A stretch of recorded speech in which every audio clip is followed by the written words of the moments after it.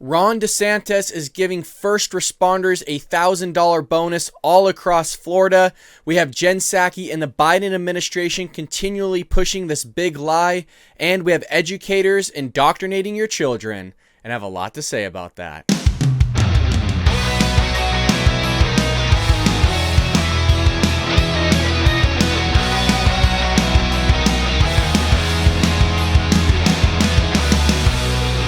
Welcome to the Bald Brad Show. Before we get into our lead story, as always, if right now you could hit that like button, it really does help me out with the YouTube algorithm, pushing my video out there to viewers who have not seen my content or my channel. And if you enjoy new conservative talk shows like the Bald Brad Show, please make sure you hit the subscribe button, but also the bell notification button so you're notified whenever we go live or upload a video, which is every Monday through Friday, 9 a.m. Eastern Standard Time. And with that being said, our lead story of the day comes from our friends over at the Daily Wire. If you're not already a member, please go over and become a subscriber today.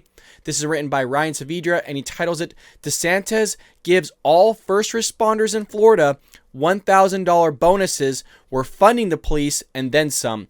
And I'll tell you what, this guy is doing everything right. He is on a roll. If he can keep this up for another 2 years and run for president, I think he has a very good shot of getting that nomination and then ultimately winning the seat of the presidency. Ron DeSantis is killing it, especially as a Republican and a conservative. He really is doing everything right. There's a reason why a lot of people are now even crossing over past Texas and going into Florida. I mean, really, you got nothing bad to say about a guy. He's basically a Trump 2.0. He doesn't say stupid things, and he does everything right.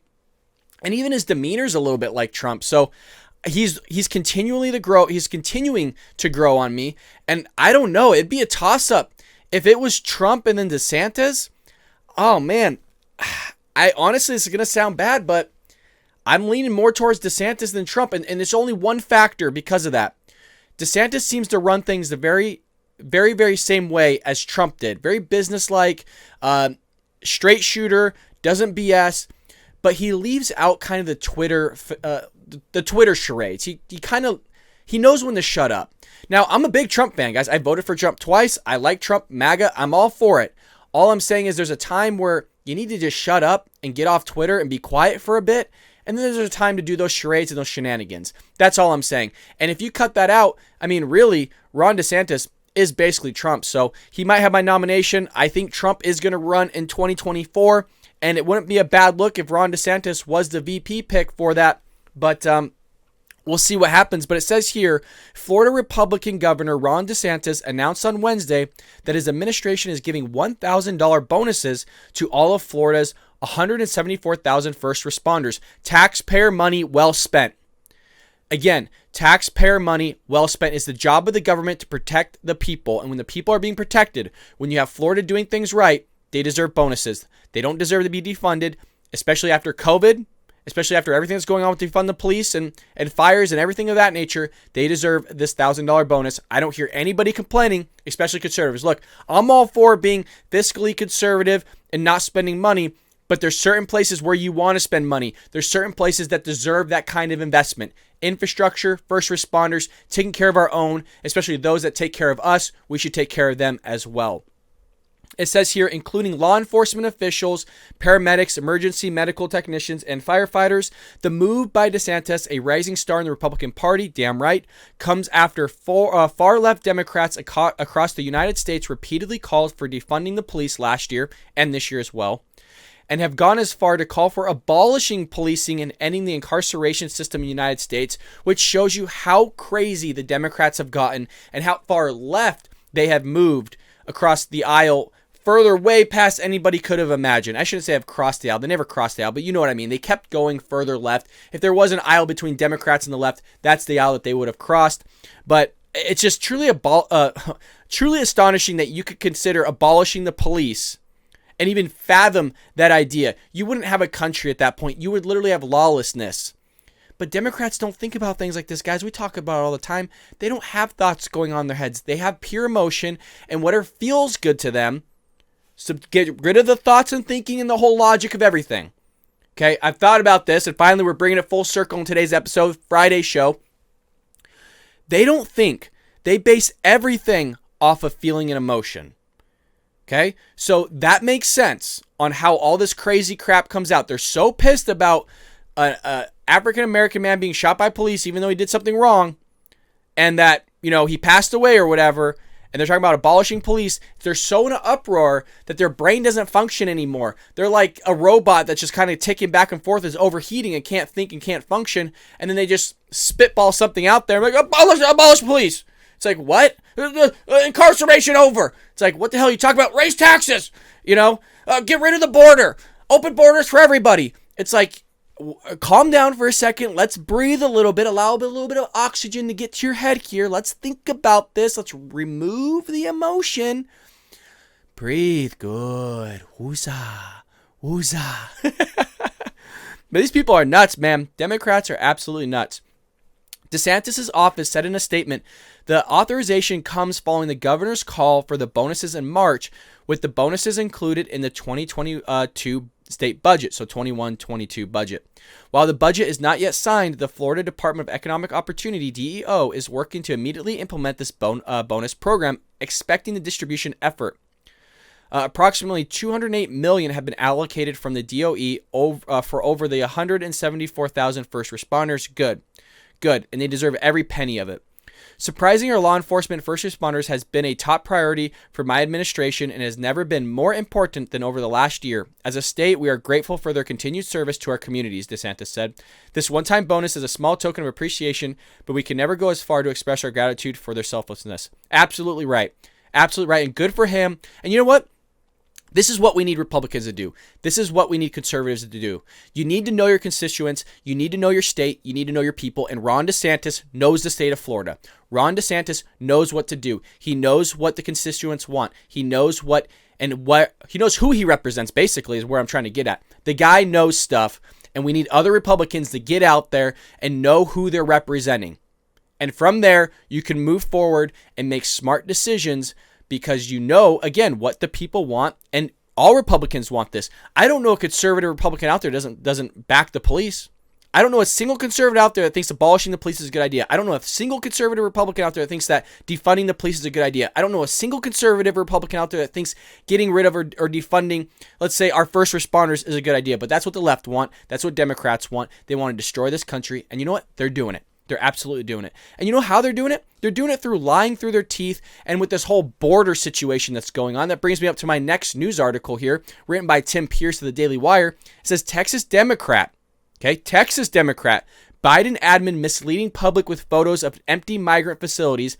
They are right next door. So they're continuing this big lie, and we talked about it on this week's show, how Jen Psaki goes on the podium and blames the Trump administration for the migration issue that they're having right now. By the way, this migration issue, that spike on the graph did not start happening until January 20th, just miraculously the day that Joe Biden was inaugurated, and just miraculously the first day when he starts getting rid of Trump's policies. And then you have it exacerbated from there, of getting rid of more policies, stopping construction of the border wall, stopping military construction of the border wall. Now you have projected 2 million people coming in the country. You got 19,000 unaccompanied minors coming into the country. Forgive me, my nose still doesn't work, so it's hard to breathe.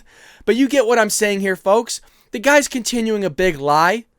He has no intention of fixing the border. His only intention is to make himself try and look good for the situation that he caused, and he's going to blame it on somebody else for his big doo-doo. It's like him taking a big crap on the floor and then blaming somebody else for it, and that person he's blaming is Trump, but he's the one that did it, so he should be the one to clean it up. But is he willing to clean it up? No. Is he willing to fix it? No. Is he willing to stop taking craps on the floor? No. So it's way easier for Democrats to point to Republicans and say, hey, look what they did. It's easy for them to point at others, but they don't ever point at themselves. They don't ever have any self-reflection for the crap that they're doing. But it says here, Representative Henry Kruller accused the Biden administration of misleading the public about the purported success of the immigration policies. The Department of Homeland Security, DHS, released photos of a migrant processing facility in the border town of Donna, Texas on Tuesday.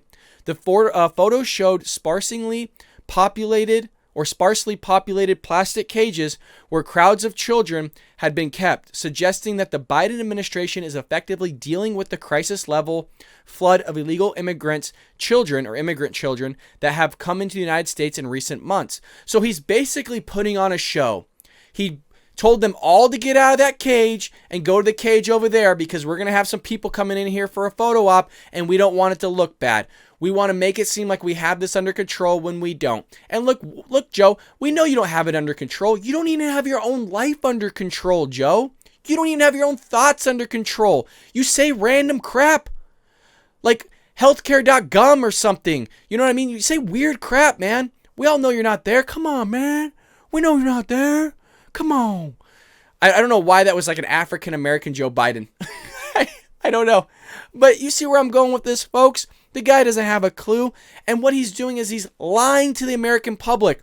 He's manipulating the American public. I was just pissed last week. If you want to see me go off on Jen Psaki and the Democrats, go back a few videos. I hate being lied to. That is the one thing I don't like. I don't care who you are. Trump, McEnany, anybody on the Republican side, Jen Psaki, Biden, anybody on the Democrat side. I just don't like it. I hate somebody treating me like I'm an idiot. I hate somebody lying straight to my face. Look, if you're going to shoot me straight, say, hey, you know what? We screwed up. We created a lot of policies. And you know what? We're not going to reverse it. What the hell are you going to do about it? I would rather somebody just come out and be bold-faced to me rather than just thinking I'm a freaking idiot when I can at least do some research here, or I can go down to the border myself and see what's going on.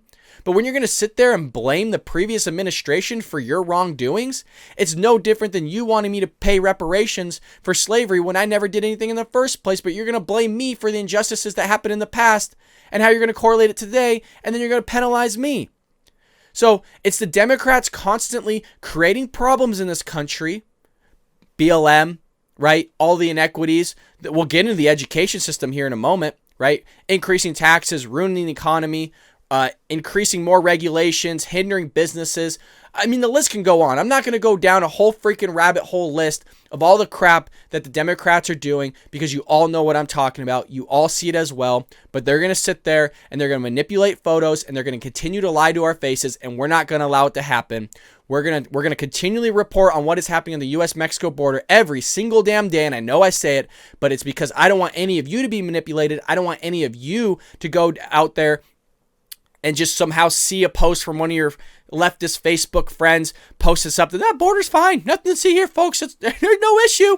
Nothing going on, right? When they're sitting there manipulating photos, they're taking people from one cage, dumping them into another, taking a quick a nice photo, and then bringing them on back for later, just jamming them into those pods because they don't have enough space anywhere else. And they're going to sit there and lie on the podium with Jen Psaki up there, just spewing a bunch of caca garbage that doesn't make any sense half the time. But now she got all this stuff scripted.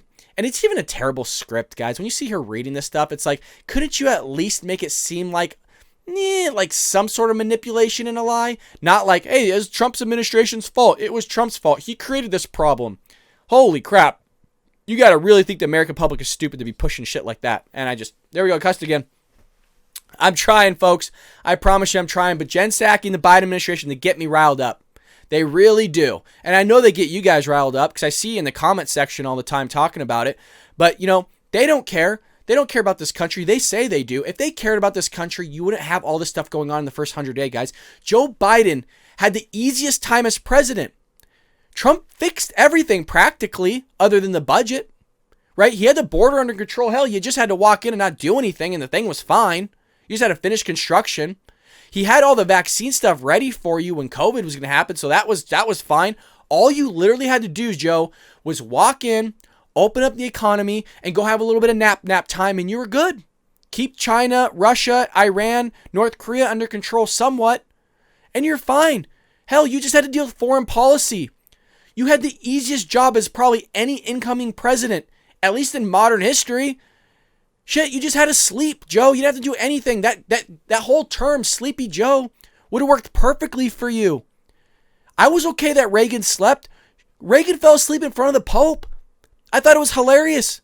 Sometimes it's boring. You're going to fall asleep. You're old. I get it. Be old, man. Go out there. Go on nice little walk. Shuffle your feet around. Kick back. Don't do anything. Hell, that's what you're supposed to do as president. I would be fine with that if you didn't touch anything. But you're touching stuff, Joe. We don't want you touching anything.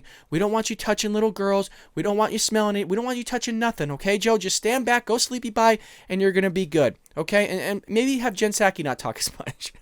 It says here, though, but this is written by Charlotte Pence Bond. Jen Psaki discusses role in new interview, says team tells Biden not to take questions. His own damn team knows he's not there, right? And it's so interesting to me that they try to hide it, right? As if we don't all see it. You know what I mean? It's like, you don't see that this guy's losing it. You don't see that he's fumbling through his words. You don't see that he doesn't know where things are. You don't see that he gets lost. You don't see that he calls his wife Joe. You don't see any of this. It's constant gaslighting as if this stuff's not happening, and they're just treating it as if it's not happening. And it's just, how stupid do you think we are? And you know what? The media think we're dumb too. You know, maybe they don't. I don't know. There's only two ways. Either think we're dumb or they're going to continue to just create narrative and craft narrative. And somebody said in the comments, and maybe you're right, that I give the left too much credit, but I try to play devil's advocate of looking at both sides, right? Because it is true. We don't actually know whether they think we're an idiot or not, or if they're just knowingly lying to our face. Look, the left do a lot of dumb crap, guys. So it could go both ways. Sometimes they could think we're actual idiots, and the other end could think that they actually don't know what's going on. I think it's a little bit of both. Frankly, I do. I think it's really a little bit of both. But it says here, White House Press Secretary Jen Psaki spoke to David Axelrod in an interview on the Axe Files, podcast about her role as the Biden administration's press secretary. A description of the show said that Psaki didn't envision herself returning to the White House after serving as communications director under President Obama, but when President Joe Biden asked her to join his team, she agreed. CNN reported that Psaki said Biden is always looking to tell the story, and he is always pushing and testing whether we're speaking about about things in an accessible way. You're not. You're not speaking about these things in an accessible way. You're lying to the American public constantly. I'm not saying everything you say is a lie, because I think that would be a little bit silly thing to say. But a lot of the stuff that you go up there and push is absolute BS, and we can see right through it. Hell, I talk about it almost every week, or at least every show. Meaning if I could sit there and talk about it, I'm seeing it. And if I'm seeing it, all of you are seeing it. If all of you are seeing it, then all your friends are seeing it. So it's not that hidden. But you're sitting here, and Joe's going to sit there and tell a story. What story is he telling other than screwing up America and calling America a racist country? Is that the story the Democrats want to tell? Is that the story that Joe Biden wants to tell? It ain't a good story, because it's hurting right now. It's hurting him in the polls. He ain't doing so hot, folks. But maybe he doesn't care. I mean, maybe his expectation is he ain't going to run again. I would be shocked if the guy lasted 4 years. I'm hoping nothing bad happens to him. I say that all the time. He's our president. He's my president as well. I want him to succeed. I want him to do well. I don't want him to destroy the country. I want him to help the country, make this country a better place. There's always room for improvement. Hell, this is the greatest country on earth. Don't get me wrong. There's always room for improvement, though. So I want him to succeed. But when he's out there prooting around, doesn't know his name, doesn't know his wife's name, doesn't know Jen's name, doesn't know Kamala Harris, calling her President Harris. It's just, I have no faith in this guy to run the country at all. And there's a reason why they don't want him to go take questions, because we've seen what happens with it. Even on a teleprompter, guys, that tells him exactly what to read and say. Meaning no thought involved. Just look at it and read it, Joe. Can't do it. Hell, did you see that guy's snooze fest of that speech he gave in front of everybody? I mean, you had Ted Cruz fall asleep and they're ripping him a new one. I almost fell asleep. I couldn't even make it through the entire thing. It was a snooze fest. So let's go ahead and rip Ted Cruz for falling asleep on a whole boring. I'm trying my best not to cuss. It was a crap speech. Okay, we'll just leave it there. It says here, in fact, a lot of times we say, don't take questions, but he's going to do what he wants to do because he's the president of the United States, she explained. We're never going to satisfy the White House press corps and their desires for access, and I think there have been mistakes made in the past of trying to do that. Well, yeah, I mean, if you're referring to the Obama administration, yeah, on how he treated the press and how he treated your reporters, yeah, I think you'd have a case there. If you're going to say this referring to Trump, hell no. Trump gave you the most access as press in modern history. The guy was always out there. Hell, he doubled down on what he said. You don't see Joe Biden going out all the time doing pressers. I don't even know if I've actually ever seen him on the podium in the presser room, in the where she does her, I don't even know what that room's called, by the way, where she does her press conferences. I've actually never seen him on that podium, like doing an actual presser. Everything that I've seen has been scripted, or him just like walking out to Marine One or walking back from Marine One, maybe taking one or two questions. And even that's a crap show, man. It's just awful. Absolutely awful. watching him stumble through his words, losing where he's at, trying to tell a story and getting lost. Even the stuff that is scripted. There's one with, what was it, Amtrak, some sort of train situation going on, probably for his infrastructure. I couldn't even watch the whole thing. I just saw the bloopers of him just fumbling through his words, trying to tell a story with him and Obama and him trying to do a calculation in his head and he couldn't do it. Ah, it's awful. It's not even like really funny anymore. It's just cringy. It's hard to watch and you don't want to watch it because you don't want to see a guy out there just making himself look like a fool. And he probably doesn't have the wherewithal and the cognitive mindset to know that it's actually embarrassing. You know, there's people out there that have, you know, I don't know if it would be called a disability, but like, I believe it's called like Asperger's syndrome or whatever, that don't have like the social cues or the awareness to know that what they're doing is socially not acceptable or it's kind of off, you know, kind of different. Well, I don't know if he has the sense in his own mind to realize that what he is doing is just embarrassing and it's cringy. Do you know what I mean? Like, I would like to think Trump knows that the stuff he said was stupid. I mean, I've seen him kind of smirk when somebody's talked to him and said, you know, Mr. President, why do you go out and say silly things like that? And, you know, you kind of see his reaction. He's kind of taken back by it. And there is self-reflection there. He knows he shouldn't be saying some of this stuff. He's said that before, that his tweets get him in trouble at times. But you don't see any of this with Joe. Like, at least make a joke about it. You know what I mean? Like, pull like a Ronald Reagan, where you make a joke about yourself, about being old or something, and that will probably relieve a lot of the stuff that you're getting and the problems that you're at least getting from us and myself. Hell, I would love to laugh, but there you have it. Jen Psaki completely pushing the lie onto the American public and at least affirming that Joe Biden doesn't take questions. Our next news story of the day also comes from the Daily Wire. It is written by Hank Barron, and he titles it, Report, First Grade Teacher Reads Book to Students About Transgenderism. Female School Board President who owns sex shop does not object.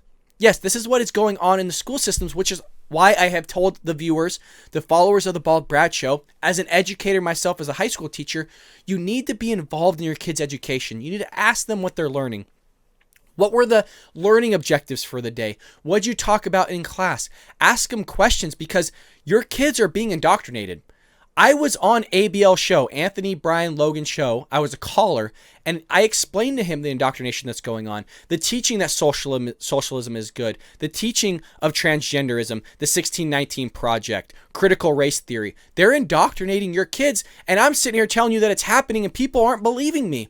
Or if you are, we have people still not taking the initiative on their kids' education and trying to figure out what the heck's going on. You got to ask your kid, are you learning these things? Are you learning critical race theory? Are you learning socialism is good? You have to ask them these questions, and then you need to be the one to go in and push back because that is ridiculous. And if I had a kid that was learning socialism was good, you're out, man. I'm sorry. I'm pulling you out of that school. I will homeschool you or whatever I got to do. I'll find a private institution for you to go to. I'll work a second job because I don't want you indoctrinated that way. Or at least sit down and educate your own kid and explain to them why socialism isn't good, why critical race theory is bad, why all these other things shouldn't be taught to them in the school system. But I don't know what a first grade teacher is doing reading a book about transgenderism. You know, these kids are already confused as it is. They don't know what they want. You know, some of them think they like boys and girls and, you know, the same sex, and, you know, some of them think they're girls, and then later on they don't think they want to be a girl anymore. All these things, you know, they're in confusion. They don't know what's going on. Their brain is still developing. Hell, it isn't until later on in life where you can actually make reasonable choices because the development of the brain hasn't developed yet. So you got to wait till it develops so you can make reasonable, logical decisions. And I wonder if the left's brain hasn't developed yet because, hell, they don't ever make logical or reasonable decisions. It says here, in a first grade class in Bellingham, Washington, the teacher decided to educate her children in the value of transgenderism. Reading them I Am Jazz, a book about a 2-year-old biological male starting to transition to a female. This is absolute indoctrination. What are the odds that the book that she's reading is talking about somebody that's roughly in the same age range? I mean, I know that they're first grade, so they're older than 2 years old, but you know what it was a first grade, it has to be like 6 or 7 years old. So it's not too far off. And if a 2-year-old kid can decide if he wants to be a female, so can I. This is nuts.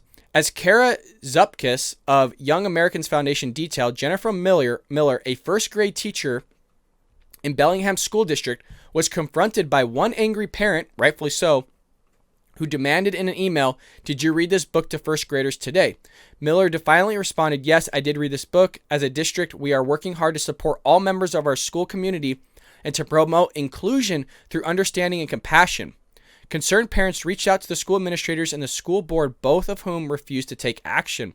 That's when you need to pull your kids out right away. They lose the funding. The budget goes haywire at that point. You need to pull your kids out of the school, have them transfer, get out right now. Because if that's going to happen within that school, that means it's accepted district-wide. And you shouldn't put up with that crap. That's BS. That is absolute BS. And it's scary too, because you see what's going on inside the classroom. You see where this stuff is starting in first grade. Now you expand that from first grade all the way to fifth grade, right? And then when they get to middle school, 6th through 8th, they're going to get another 3 years. And they're going to get another 4 years at high school. If they go to college, they're getting another 5+ years, depending on how long they stay there. Or should I say 4+ years? However long they stay there, they're just being indoctrinated with these leftist values. It's an indoctrination machine, guys. And I can't be more open about it as an educator. Heck, I see it from some colleagues in the past. But, they're my colleagues, so I'm going to be respectful to them. I don't agree with what they're doing. I don't agree that socialism is good. Socialism has destroyed countries. Hell, you don't have to look far. There's countries right now that are socialists that are being absolutely destroyed. But they still think it's good, but they want to live in a capitalist country and just bag on it all the time. It's so mind-blowing to me, because if there was a country that was better than the United States, I would freaking live there. You know what I mean? I'd get up and I'd move to that country because it's greater.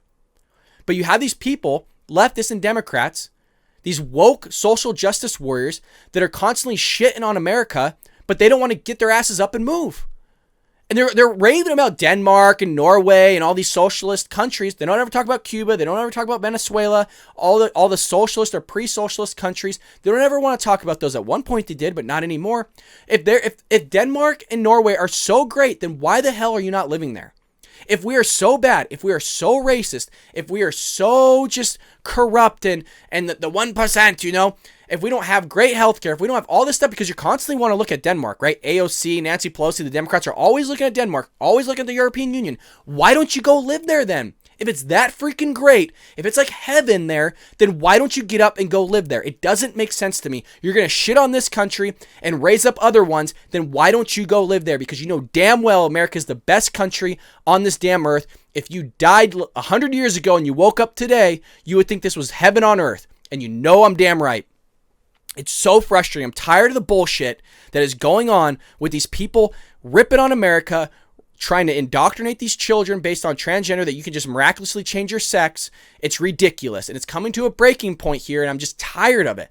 I would never try to instill morals within my students unless we're having a conversation about something. Look, I teach consumer math, so what am I going to teach? About how to invest money and do it right. How to make you a millionaire, right? Don't take on debt. Invest in mutual funds. Diversified portfolios the safest way. What types of risk can you have? And you know what? Some people go, hey, are you conservative? Based on what I'm teaching them, that's just pure fact. They look at me as a conservative, which I am, right? But there's leftist people in that class that are learning about conservatives, how we are good people, that we're not all racist. And you know what? They're changing their viewpoints. And they're of the left, but we have great conversations because we should respect one another. And you know what? They might have not respected me at first when they found out I was conservative, but just me talking to them and them getting to know me, they look at us as human beings. They look at us as not animals and crazy ass people and bigots, racists, sexist, homophobes, all those things. So, moral of the story, I went off on a way long tangent there. Make sure you know what's going on in your kids' education, guys. There's countless times when I call parents and they don't have a clue what's going on with their kids. It's majority of the time, actually. Majority of the time, oh, well, he's in his room studying. No, he's not. Or else he wouldn't be failing.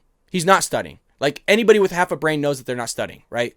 So, have your kid in the kitchen counter. Get that book out. Make sure they're doing what they're supposed to be doing. Yes, you're going to have to watch them. Do not trust them. Do not trust them.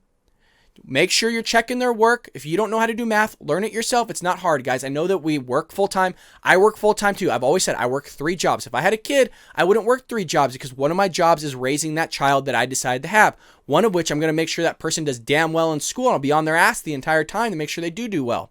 And if they don't do well, then that's partly my fault. And sooner or later, it'll be their fault. And they'll reap the consequences of that by not having a great job, by not necessarily going to school, not having a nice, what spirals down. But it goes on here to say the overview of the book, I Am Jazz, states from the time she was 2 years old, Jazz knew that she had a girl's brain and a boy's body. I'm going to reread that. From the time she was 2 years old, Jazz knew she had a girl's brain in a boy's body. I'm not sure if a 2-year-old can actually conceptually understand, one, what a girl is fully, two, what a brain is fully, a boy is fully, and a body. So I'm going to say BS. She loved pink and dressing up as a mermaid and didn't feel like herself in boys' clothing. This confused her family until they took her to a doctor who said that Jazz was transgender and that she was born that way. I don't know. Okay, you could find a doctor that's going to say that. Probably shouldn't be a doctor. What kind of doctor? It couldn't have been a medical doctor. I mean, this had to be like a psychologist or something like that, because I've seen psychologists that have transgender, I want to say son, which would be a transgender. I don't even know. You guys know what I'm saying. They had a son or a daughter that ended up being transgender. They're psychologists and all this other stuff. But you know what? I'm not even gonna bother reading the rest of this crap because it's only pissed me off. But here you have it. First grade teacher reads book to students about transgenderism. Just lovely. And it's not just that that's going on in the school system, guys. We have here by Emily Zanotti of the Daily Wire, 3 million children have dropped out of full-time school amid pandemic. Many is at risk or in at-risk communities. So it's just the massive failure that's going on is just, it's so hard to watch. I mean, thankfully I'm at a great institution, but look, I've worked at public schools, guys, and private schools, and I see the differences between the two, and I see the problems that are arising, and I see the indoctrination, I see the stuff going on, and I'm trying to like get people to see that you need to take initiative on your child's education and fight back like those parents who wrote the email. And look, if the district doesn't want to figure it out, then you got to pull them out and find other places. It creates more work on your end and work that you shouldn't have to go through and deal with. Absolutely agree. Look, if you're in an English class, read the damn book. Read Huckleberry Finn. Read whatever the hell you're reading. I don't need to hear about your LGBTQRSWXYZ stuff, plus, A, minus, negative, whatever it is. I don't need to hear any of that. I just want to read Huckleberry Finn or Shakespeare, whatever you're supposed to read, and move on. Same with math. I want to learn statistics. I want to learn consumer math, algebra 2, trig, calculus, whatever it is. I don't need to learn about your LGBTQ plus ARS. I have a friend that teaches chemistry, and one of the things they were trying to get him to do was teach about transgenderism, but also teach about how to incorporate LGBTQ stuff within chemistry. And he's looking around going, that has nothing to do with chemistry. Why would I incorporate that in chem? How the hell do I incorporate that in chemistry? It goes against chemistry. It goes against biology. I'm not going to lie. You know what I mean? It's like somebody telling me to incorporate LGBTQ stuff into the classroom in my mathematics. What does 2 + 2 = 4 have anything to do with you thinking you're a male or a female or vice versa? And I want to make a disclaimer here. If you think you're transgender, that's fine. Whatever. But make that decision when you're an adult. Don't force it upon kids. Have them make that decision later. When it comes, I just don't understand why is it, this stuff is being forced upon people. Look, if you think you're gay later on, I have friends that are gay. If you think you're gay, then whatever. I don't care. Conservatives, frankly, we don't care. We think it's, of course, a sin, but it's like, look, if you're the one that wants to sin, that's on you. But, the fact that they're sitting there pushing this on kids is just, it's wrong. They're pushing puberty blockers on kids. You can't reverse that type of stuff. If it's a mistake, guys, those kids are screwed for the rest of their life. So the fact that they're pushing this stuff on children is just nuts.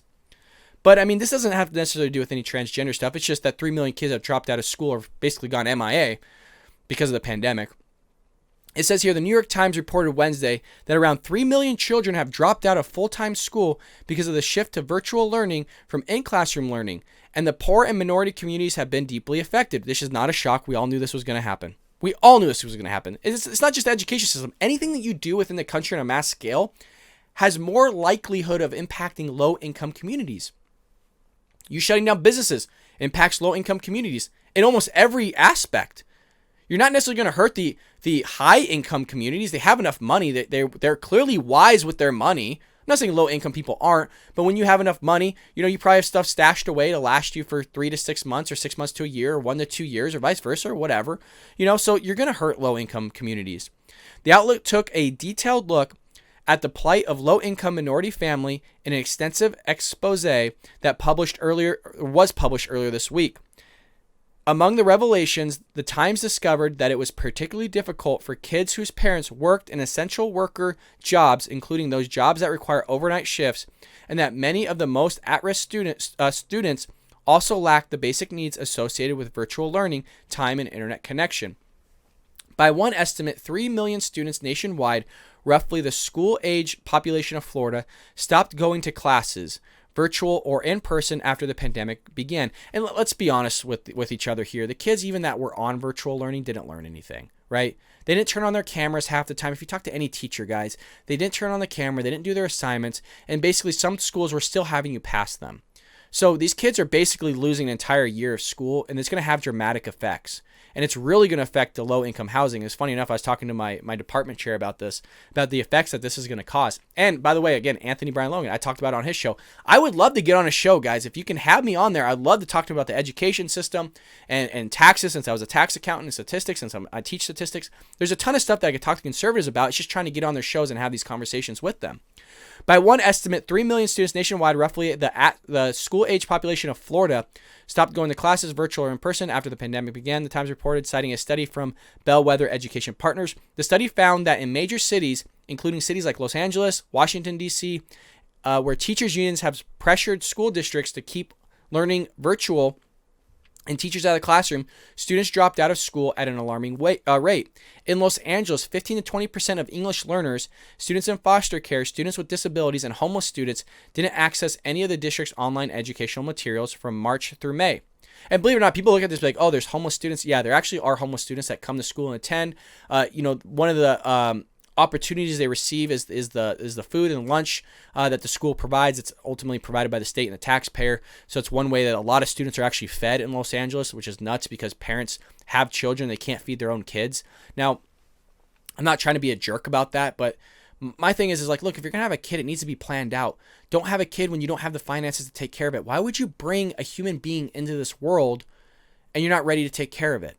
Now, it's a little bit hypocritical, I'm sure, for some, but it just doesn't make sense to me. In Washington, D.C., back-to-school family surveys found that 60% of students lacked the devices and 27% lacked the high-speed internet access needed to successfully participate in virtual school. Doesn't surprise me. In Miami, Dad, and I can't really see that, I apologize, based on the glare that's bouncing off, 16,000 fewer students enrolled this fall compared with last year. So, massive effects that's happening with COVID here. I'm not going to go ahead and finish the article because it just kind of recaps what's going on with COVID and the education system here. But the left are having massive issues here, and COVID has had dire consequences. And we see that schools might have never even need to be closed down. The transmission rate, even in kids, look, it might be high. Even if it was, I don't think it is. But even if it was high, their survivability rate is like 99.99%. That is, like, those odds are just astronomical. Even for young people like myself, if I got COVID, the odds of me surviving is like 99.97% or higher, which is great. I mean, like, you're virtually gonna survive.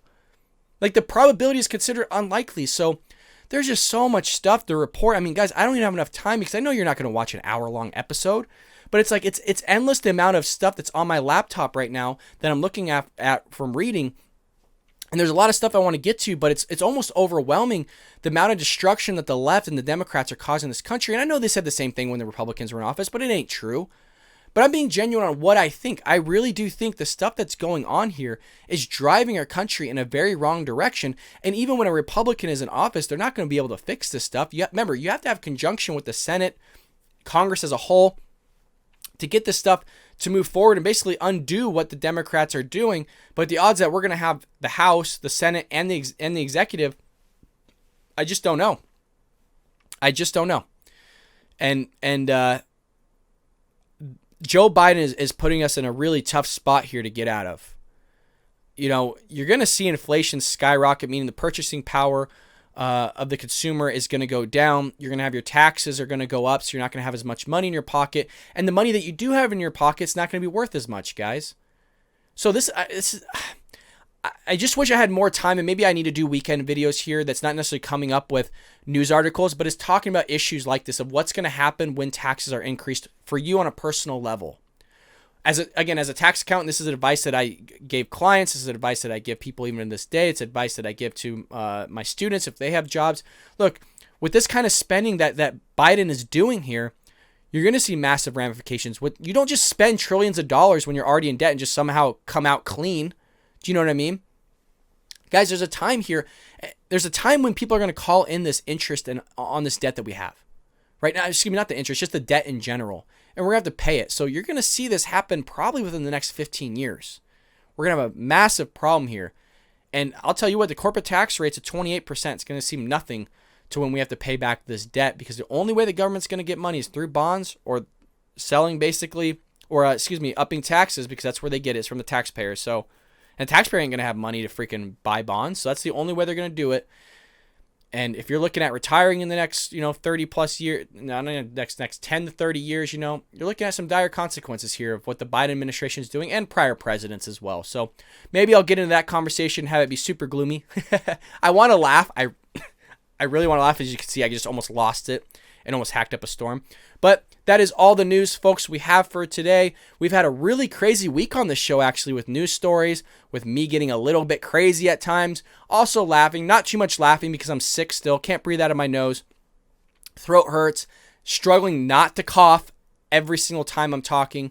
So I'm sweating really bad from holding in coughs. But guys, I want to thank you so much for supporting me. We're on our road to 2,000 subscribers. To get there relies a lot on your guys' help of sharing these videos all over social media, texting them to your friends and family, and say, hey, support this guy. Word of mouth. If you send it to somebody, the hope is that they'll send it to somebody, and it keeps having a chain reaction, and we can grow as a channel. Also, make sure you leave me a comment. I want to know how you're all doing. How do you think the Biden administration is doing here? Because I think they're doing terrible. But with that being said, have a lovely weekend, folks. Have a lovely Mother's Day. Tell your mother you love them. If you don't have a mother, or your mother unfortunately passed away, go visit them at wherever they may be buried or wherever they may be. Show them a lot of love and care. They are your mothers. And with that being said, folks, take care. Have a lovely weekend, and I'll see you next week here on the Bald Brad Show.